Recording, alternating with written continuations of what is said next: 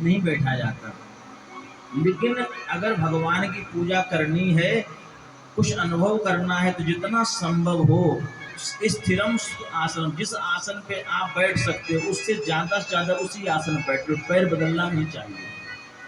जितना हो सके आधा घंटा, 1 घंटा कम से कम कहा गया है। गुरुजी कहते हैं कि एक आसन पे जब 3 घंटे आप बैठे लोग, तब मान लेना कि वो आसन आपका सिद्ध हो गया। अब आजकल तो 1 घंटा बैठना ही बड़ा मुश्किल है, आधा घंटा ही घुटने जवाब देना शुरू कर देते। लेकिन जितनी देर हो सके एक ही आसन बैठो। दूसरा कहा जित श्वासो, अपनी सांसों पे संयम रखो। परमात्मा ने आयु हमारी नहीं लिखी है कि कितनी आयु है, लेकिन हमारी सांसें लिखी हैं।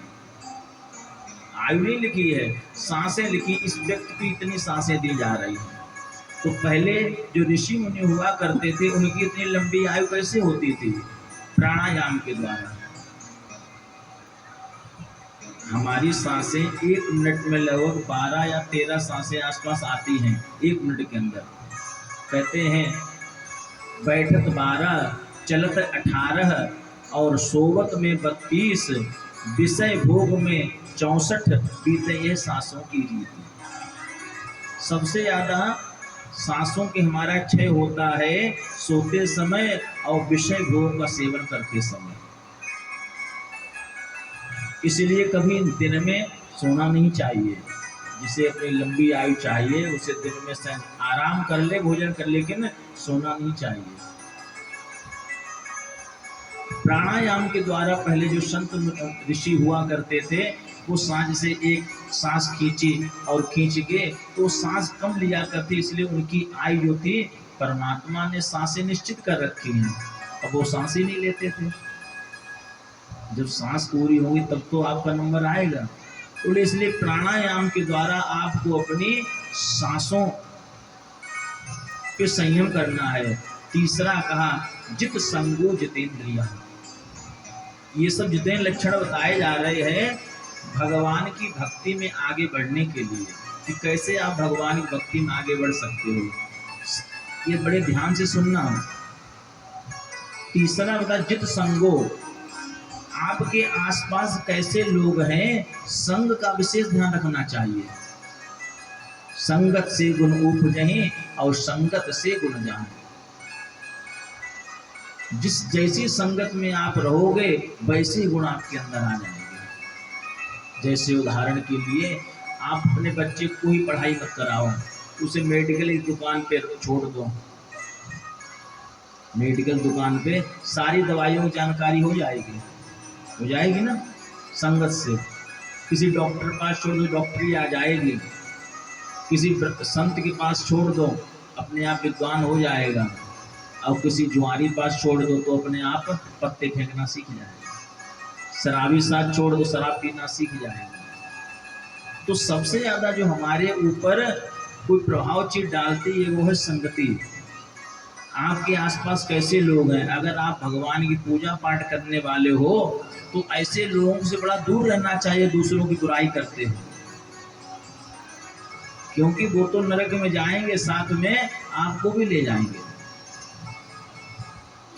फिर कहा जितेंद्रिय, अपनी इंद्रियों पे संयम रखना चाहिए।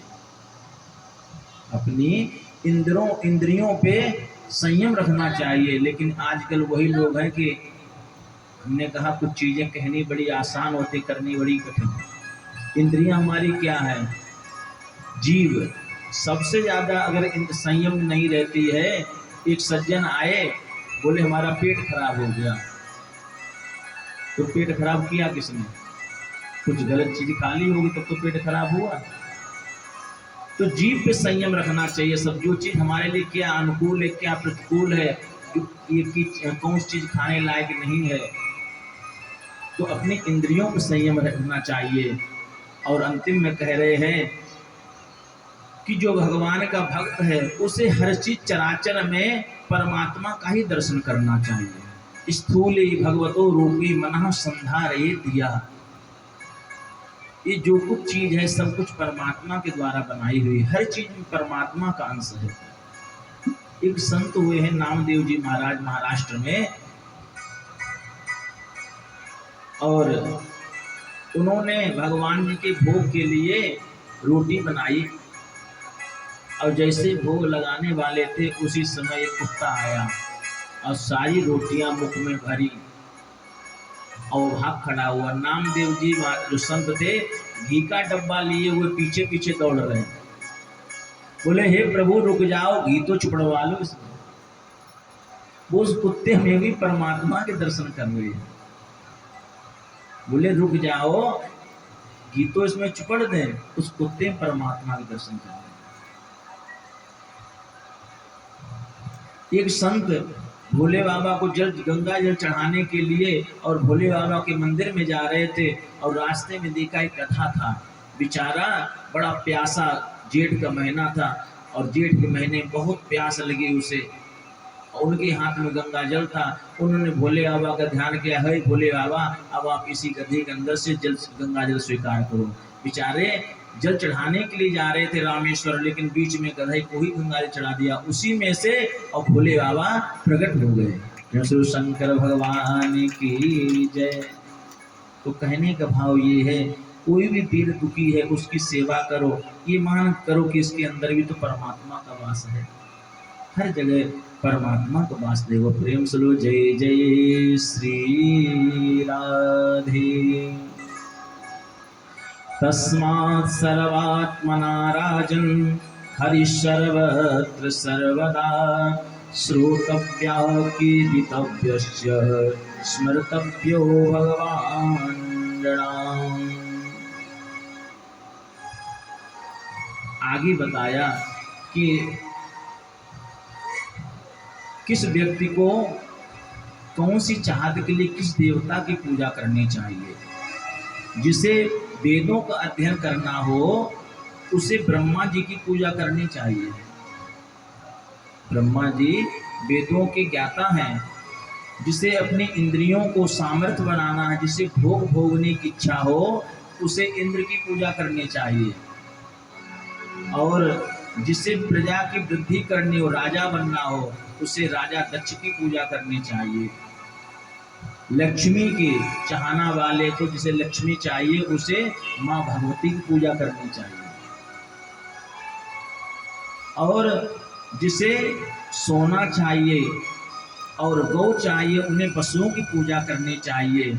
और जिसे अपनी लंबी आयु करनी है उन्हें अश्विनी कुमारों की पूजा करनी चाहिए। और जिसे सुंदर बनना है, जो कोई अगर सुंदर बनना चाहता है, गोरा बनना चाहता है, उसे गंधर्वों की पूजा करनी चाहिए, क्यों सबसे ज्यादा सुंदर गंधर्व होते हैं। और जिसे विद्या में आगे बढ़ना है उन्हें शिव जी की पूजा करनी चाहिए। अगर आप अपने चाहते बच्चों का मन पढ़ाई में नहीं लगता है और वो पढ़ाई में आगे उनका मन लगे, जो पढ़ते उन्हें याद हो, तो डेली उनसे एक लोटा शिव जी पे जल चढ़वाया करें।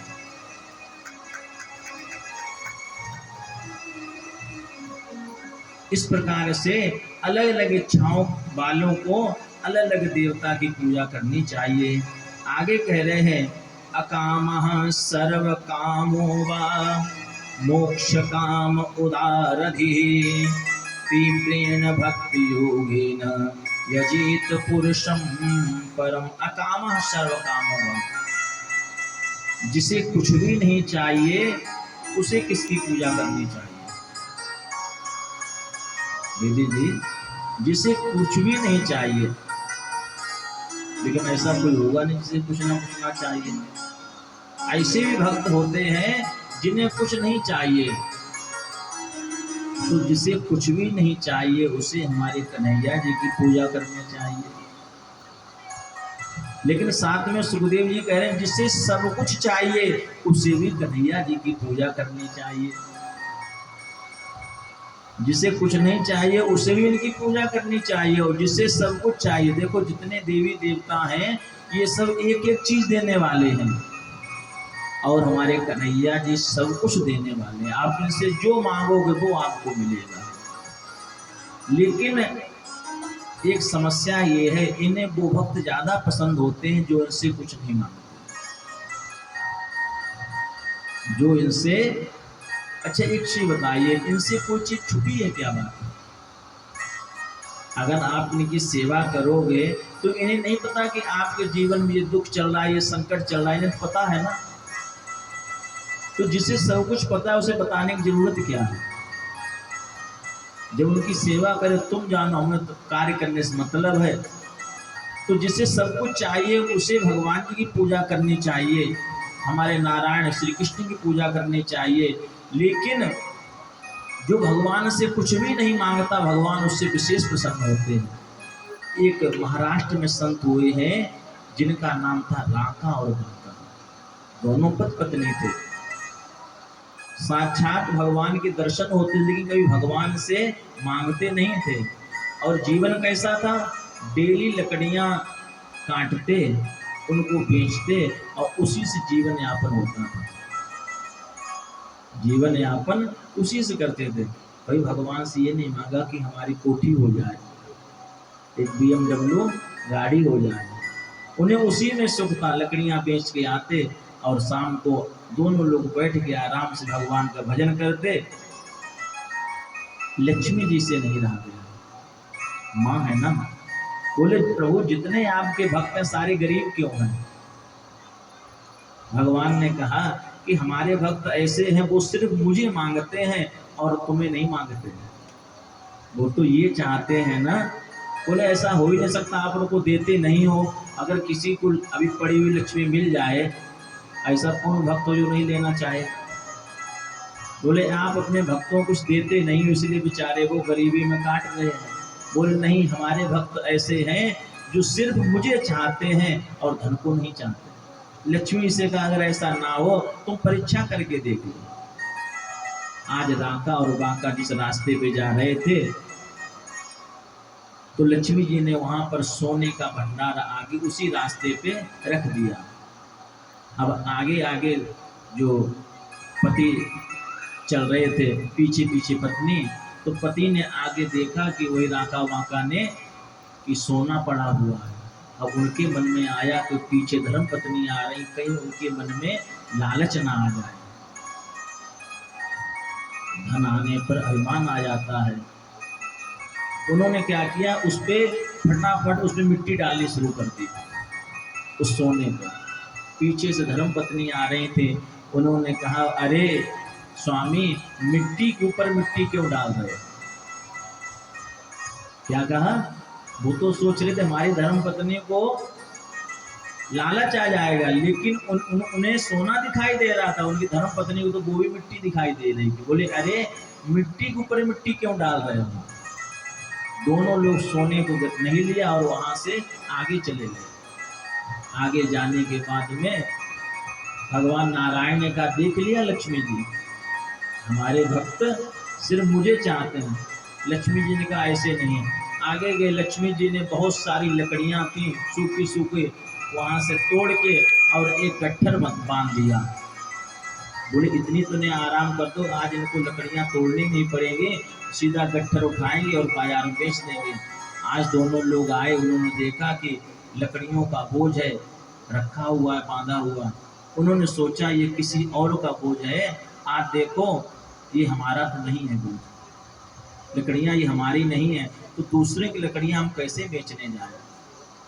उन्होंने विचार किया, बोले देखो आज हमने सोने को देखा इसलिए हमें देखो लकड़ियां भी नहीं मिल रही। और दोनों लोग ऐसे ही आगे अपने भूखे सो गए। ठाकुर जी ने कहा लक्ष्मी जी देख लिया, हमारे जो भक्त होते हैं वो सिर्फ मुझे चाहते हैं और हमारे मेरे अलावा कुछ भी नहीं चाहते। प्रेम से लो जय जय श्री राधे श्याम।